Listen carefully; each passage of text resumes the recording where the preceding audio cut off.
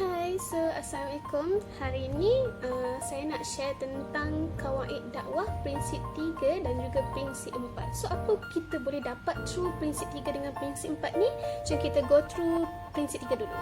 So, prinsip 3 ni dia cerita tentang pahala diperoleh bila berdakwah dan tidak bergantung kepada diterimanya dakwah. So, nak katanya kat sini, dia nak betulkan mindset kita lah tentang neraca usaha dan hasil. So, ramai orang rasa pahala tu bila mana bergantung kepada natijah ataupun natijah duniawi sahaja. Maksudnya bila kita buat something maka kita akan dapat pahala. Bila kita tak buat maka kita tak akan dapat pahala.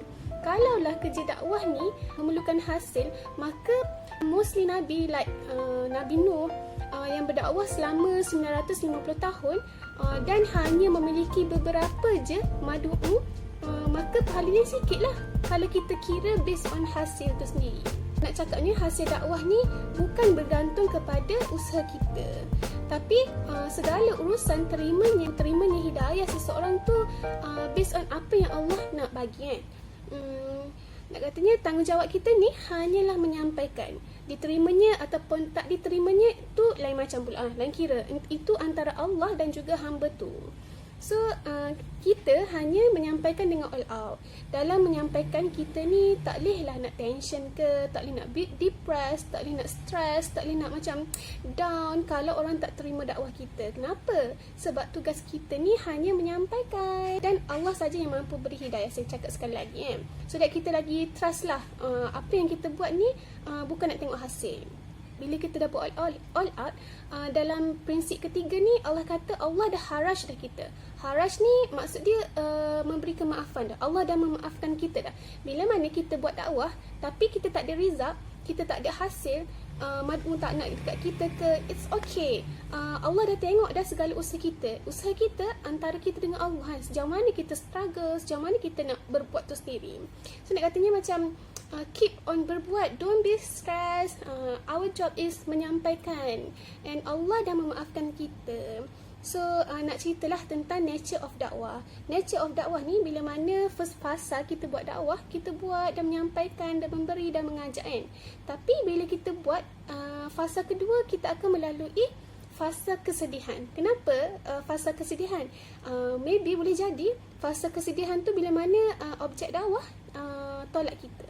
So mungkin kita akan macam stress, kita rasa down dan kita tak nak buat dakwah dah. Disebabkan macam sort of trauma.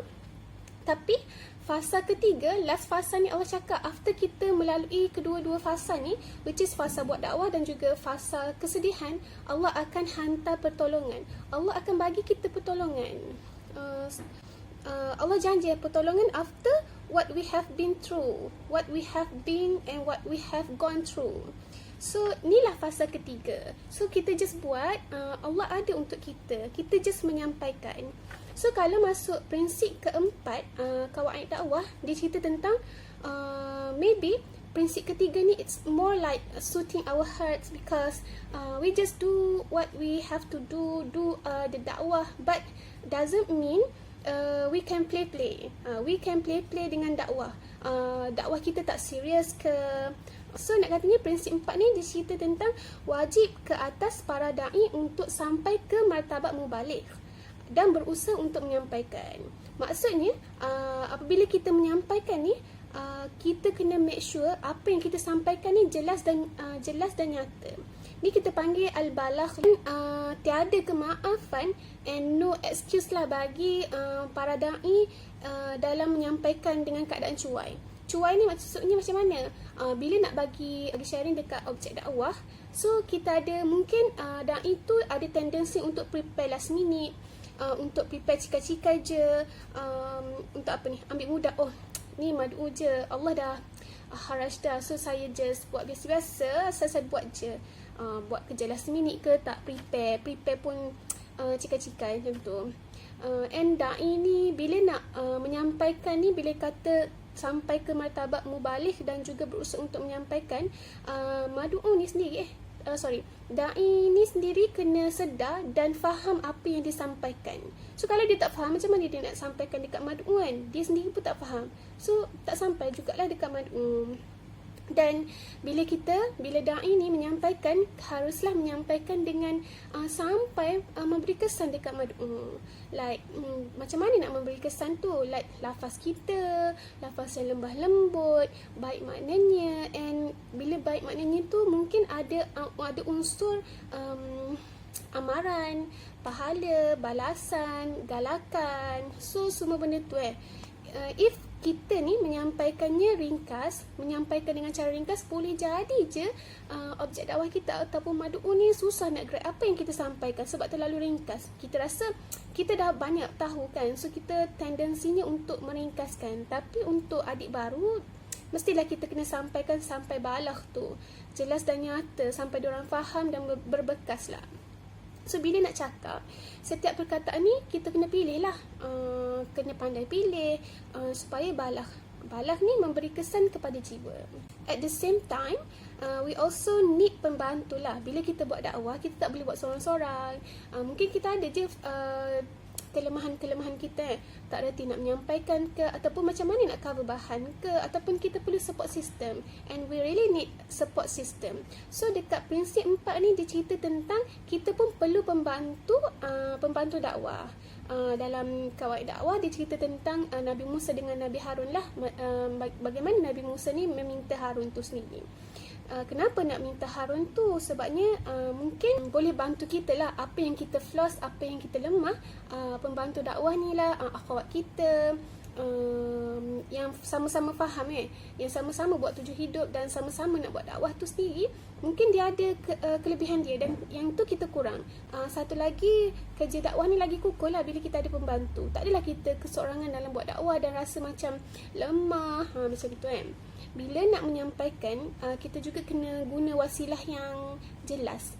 Kita pun ada, kalau dalam sekolah mungkin kita ada alat bantuan belajar, tapi dekat DNT kita ada alat bantuan dakwah tu sendiri, so that mad'u ni can interact. And untuk sampai ke martabat balagh ni, wajib ke atas setiap da'i bercakap dengan lemah lembut, dan bukan kasar dan bukan juga keras. Kenapa bukan kasar dan kenapa kena lemah lembut? Sebab hati orang ni, hati mad'u, dia akan lebih tersentuh dengan sikap kita yang lemah lembut, kata-kata yang lemah lembut, soothing word, macam tu Kena ikutlah cara dan keselesaan mad'u, bukannya ikut keselesaan kita. Boleh jadi kalau kita punya sikap keras, tegas dan straight, so kita mungkin ada tendensi, saya nak cakap straight juga dekat adik ni, tapi tak boleh lah macam tu. Dekat prinsip 4 cakap, kita kena berlemah lembut. So mungkin adik ni dia lemah lembut, dia berhati lembut, jiwa sensitif. Tiba kita bagi yang straight, so dia pun macam tersentap dan juga boleh jadi je dia nak away from us. Kita ni kena pandai tackle mad'u lah, objek dakwah tu sendiri, dan juga kena pandai mix dengan adik, masuk dengan objek dakwah tu, masuk dengan mad'u tu, so that dia rasa macam kita boleh berkawan. Tapi bila kita nak masuk, kita ada konsep kita juga, which is we can mix but we are not blend.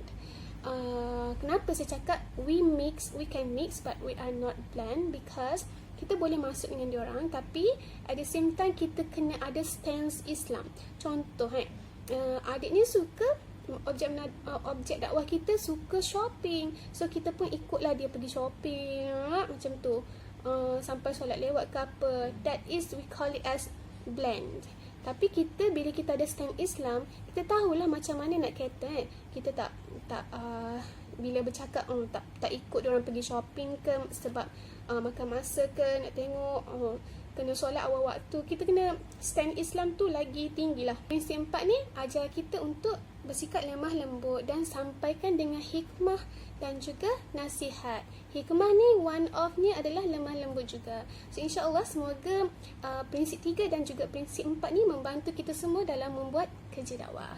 Assalamualaikum.